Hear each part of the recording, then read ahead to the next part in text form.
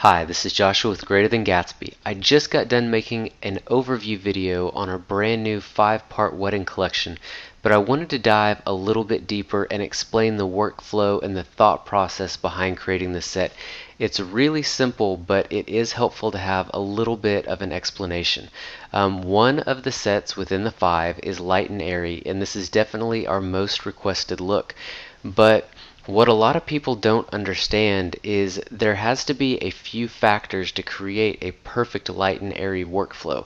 Now, what I'm going to show you today will also transfer over to our other sets, but I kind of wanted to explain my method, my thought process, because a lot of people want the light and airy look, but when they run a light and airy preset, a lot of times it doesn't work.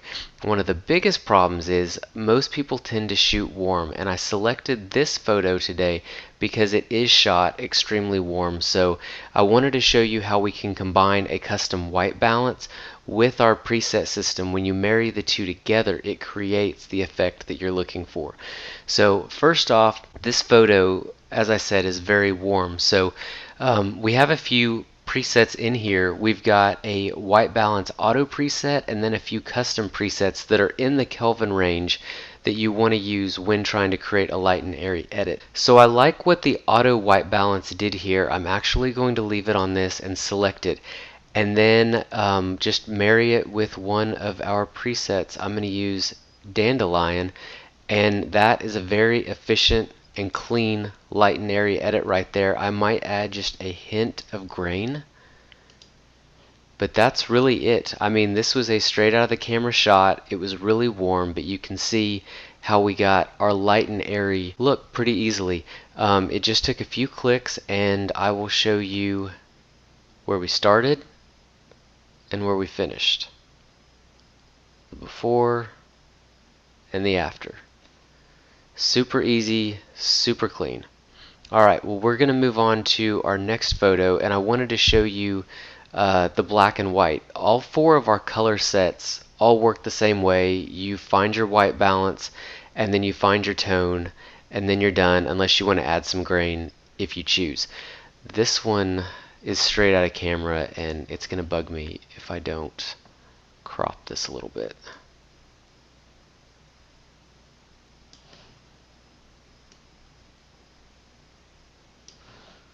Just straighten it up.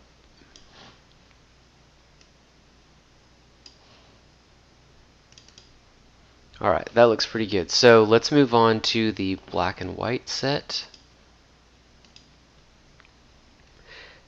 And then on this one, white balance is actually important on black and whites as well. Now, I didn't put several options here, but I went ahead and put a white balance autofix if you should choose to use it.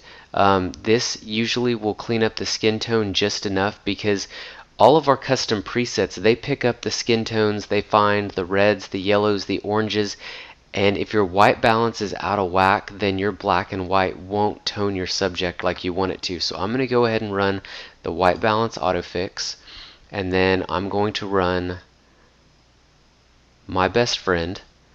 I like what that did. I'm actually going to add a tint to it. So in this section we've got warm tints and we've got cool tints, and I'm going to select Silver Screen Tint 1 to give it kind of that old Hollywood look, and then I'm going to give it a very thick grain, and that would be my edit right there from start to finish, just a few clicks.